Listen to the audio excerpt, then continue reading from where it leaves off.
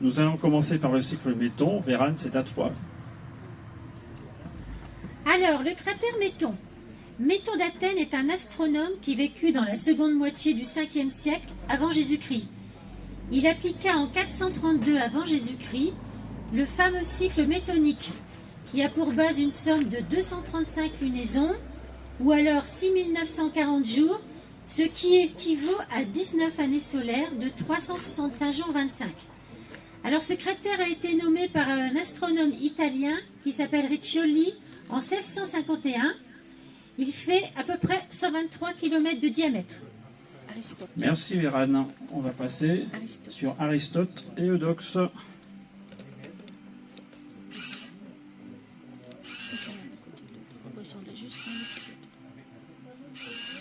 Voilà, Aristote et Eudoxe. Alors, nous avons énormément de turbulences parce que nous sommes en train d'arriver au-dessus du toit de la maison du voisin. Alors, Aristote, le voilà. Alors Aristote est un philosophe et un polymathe grec de l'Antiquité. Alors un polymathe, pour ceux qui ne connaissent pas, c'est quelqu'un qui a la connaissance en sciences et en art.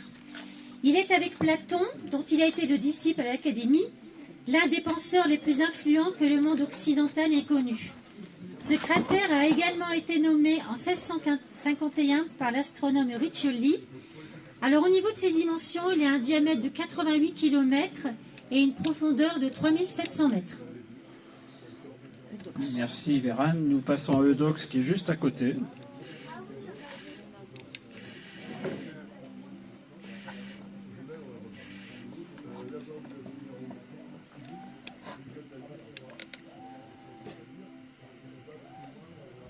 Là, le curseur arrive dessus. Voilà, le cirque Eudoxe. Alors, le cratère Eudoxe doit son nom à Eudoxe de Cnide, qui est un astronome, géomètre, médecin et philosophe grec. C'est un contemporain de Platon et il tenta le premier de formuler une théorie sur le mouvement des planètes. Ce cratère a également été nommé en 1651 par l'astronome italien Riccioli. Son diamètre est de 68 km et sa profondeur est de 3350 mètres. Très bien. Là, on va sur le cirque Ménélaüs qui ne va pas être forcément très facile à trouver.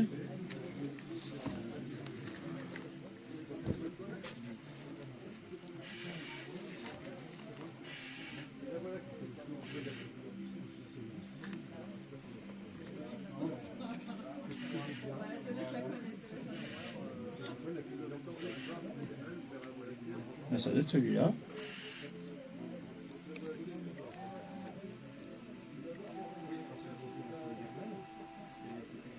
Voilà le cirque Ménélaüs. Alors, le cratère Ménélaüs tient son nom de Ménélaüs d'Alexandrie, qui est un mathématicien et un astronome grec.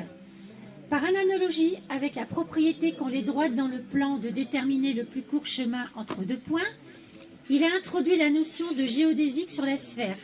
Alors, pour ceux qui ne connaissent pas, la géodésie, c'est la science qui étudie la forme et les dimensions de la Terre. C'est un cratère qui fut nommé également par le fameux astronaute italien Riccioli en 1651. En ce qui concerne ses dimensions, son diamètre est de 27 km, avec une profondeur de 3000 mètres. Très bien. Nous allons un peu vite parce que la Lune se rapproche du toit du voisin. Voilà. Et là, on arrive sur le cratère suivant. Voilà. Qui est le cratère Jules César. Alors le cratère Jules César, il constitue une exception dans la nomenclature astronomique, laquelle exclut les personnages politiques. Ses dimensions sont de 91 km de diamètre avec une profondeur de 3400 mètres.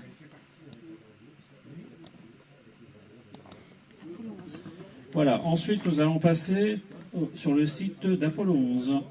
Donc, on y va.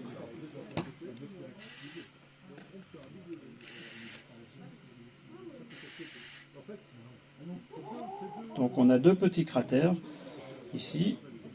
Donc on va vers l'ouest. On tombe sur le cratère Donc voilà, la petite rima qu'on ne voit pas à cause de la turbulence et le site d'Apollo 11 commence à apparaître. Rassurez-vous, vous ne verrez pas le M. Hein. C'est un peu juste quand même. Hein. D'abord parce que les conditions qui étaient très bonnes en début de nuit, là, puisqu'on est près d'un obstacle chauffé, ça devient compliqué. Le site d'Apollo 11, il est ici quelque part, là où vous voyez la flèche. Donc Apollo 11, 21 juillet 1969, première mission lunaire, dont les deux astronautes étaient Neil Armstrong et Buzz Aldrin. Et le malheureux qui restait tout autour, c'était Michael Collins, qui pendant l'époque où il était autour de la Lune, a été l'humain le plus éloigné des autres humains que l'humanité n'ait jamais connu. Delambre. Voilà, et ensuite nous allons passer au cirque Delambre. Alors Delambre, on va le repérer par rapport à Théophile.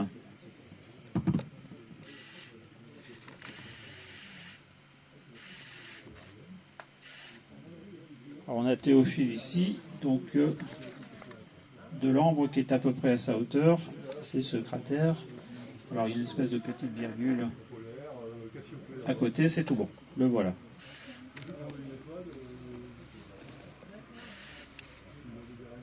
Voilà le cratère Delambre, Delambre qui était un astronome français. Voilà, là où est la flèche. Alors ce cratère tient son nom de Jean-Baptiste Joseph Delambre, qui est né à Amiens le 19 septembre 1749 et qui est mort à Paris le 19 août 1822. C'est un astronome et un mathématicien français. Il a été le directeur de l'Observatoire de Paris et a participé à la mesure précise de la longueur du méridien terrestre, à la base de la définition originelle du mètre. Le cratère a été nommé en 1824 par un astronome saxon au nom de Lorman. En ce qui concerne ses dimensions, il a un diamètre de 53 km avec une profondeur de 3500 mètres. Voilà, voilà. Ensuite, le suivant. Théophile. Théophile, dont on a déjà parlé hier.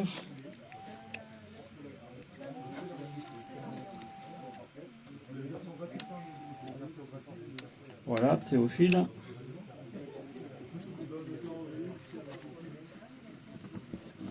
Alors, le cratère Théophile se trouve au nord de la mer du Nectar et il rend hommage à Théophile d'Alexandrie, qui est mort le 15 octobre 412.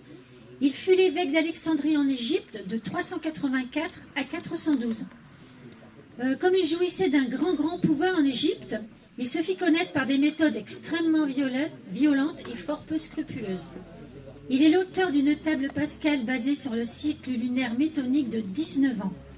Comme beaucoup de cratères, il a été nommé par l'astronome italien Riccioli en 1651 et en ce qui concerne ses dimensions, son diamètre est de 101 km et sa profondeur est de 4400 mètres. Cyril. Merci. Cyril. Alors Cyril, le voilà.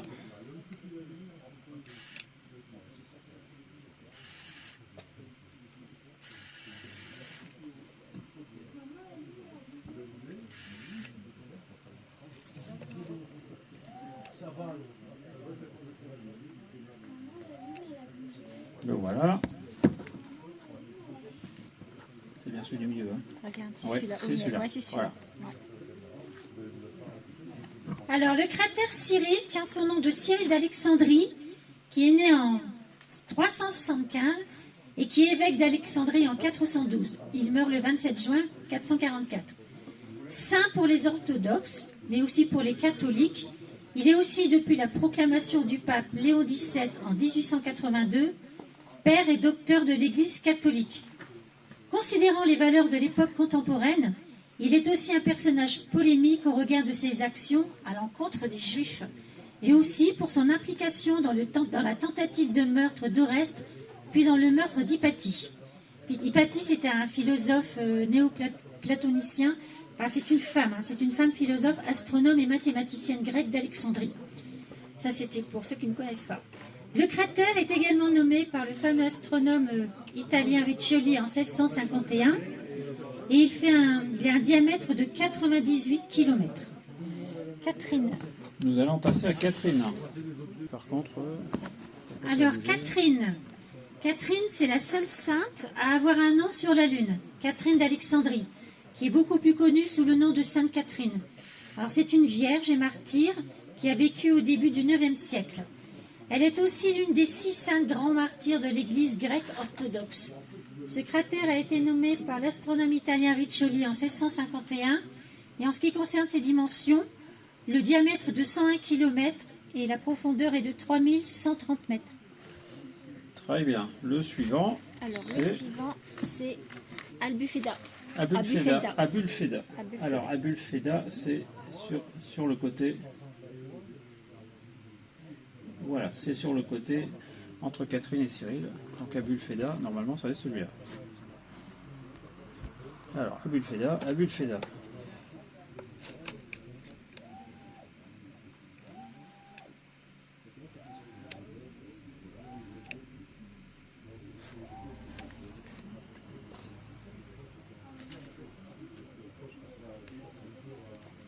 Alors là, on a le premier qui est ici, qui est Tacius, Almacène, celui-là, et Abulfeda, qui est celui-ci. Donc le voilà.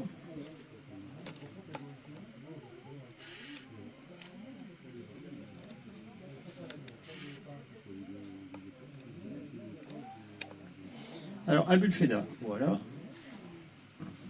Alors Abulfeda, né en 1273 et mort en 1331, est un géographe et un historien kurde de langue arabe.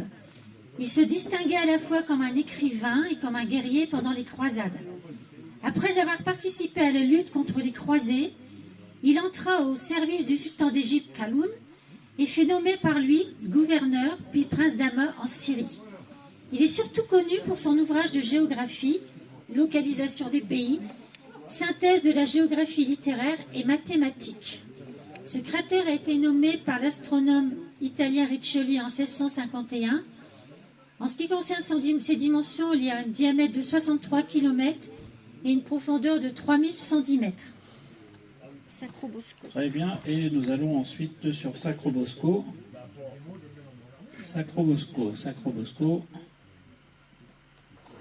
Donc par rapport à Abulfeda, on descend vers le sud.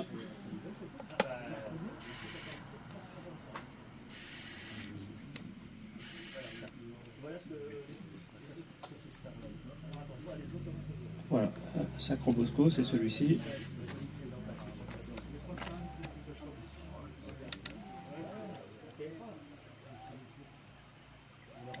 Voilà, Sacrobosco. Alors, Jean de Halifax, qui est plus connu sous le nom latinisé de Johannes de Sacrobosco, est né à la fin du XIIe siècle, probablement dans le Yorkshire. Et il est mort à une date tout à fait incertaine, entre 1244 et 1256. Professeur de la Sorbonne, mathématicien, astrologue et astronome, il est l'auteur de plusieurs traités scientifiques très diffusés dans les universités médiévales, particulièrement le traité de la sphère, la Sphera Mundi. Le cratère a également été nommé par l'astronome italien Riccioli en 1651. Son diamètre est de 98 km et sa hauteur de 3500 mètres. Très bien. Gemma Frisius. Ah, Gemma Frisius, ça me dit quelque chose. Attends. Ah oui, là il est juste sur le terminateur. Oui. Alors par rapport à Sacrobosco, on n'a pas vraiment de repère. Eh bien, on va aller longer le terminateur, on va bien voir si on le trouve.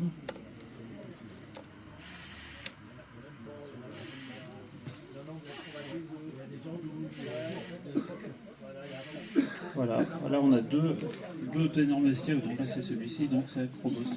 Et c'est celui-là. Voilà.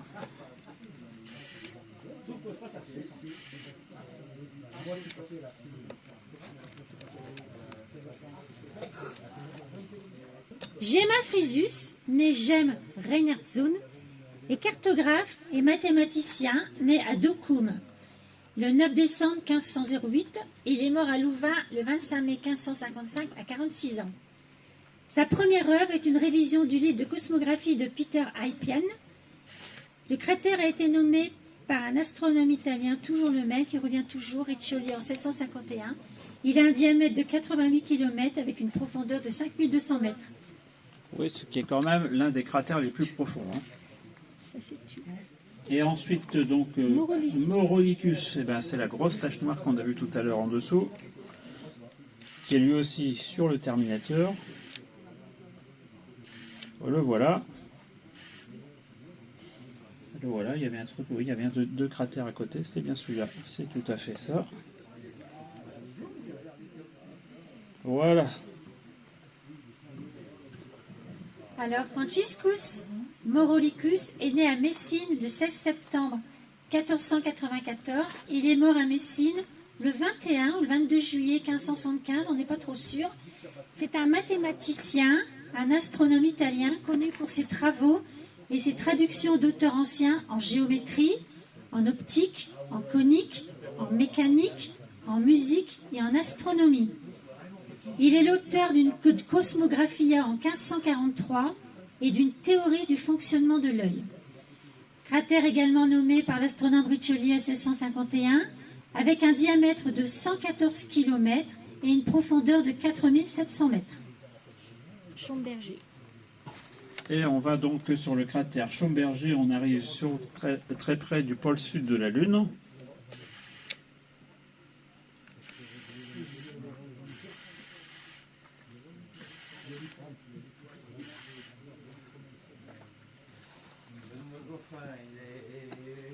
Alors, donc là on a les deux cratères, donc c'est encore plus au sud.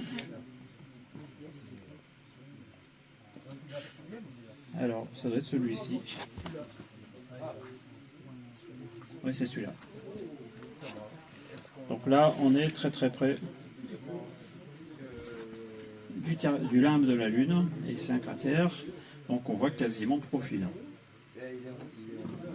Alors, Georg Schönberger était un théologien, un astronome, un mathématicien et un jésuite qui fut recteur de l'université d'Olomouc de 1640 à 1644. Pendant son mandat de recteur, il a connu l'occupation suédoise d'Olomouc et est finalement parti avec les autres jésuites et le reste des étudiants en 1643. Également nommé par l'astronome italien Riccioli en 1651, il a un diamètre de 86 km. Et voilà, il y en a d'autres. C'était le dernier. On finit juste à temps avant que la Lune disparaisse derrière le toit de la maison voisine. On vous remercie donc de nous avoir suivis. Merci.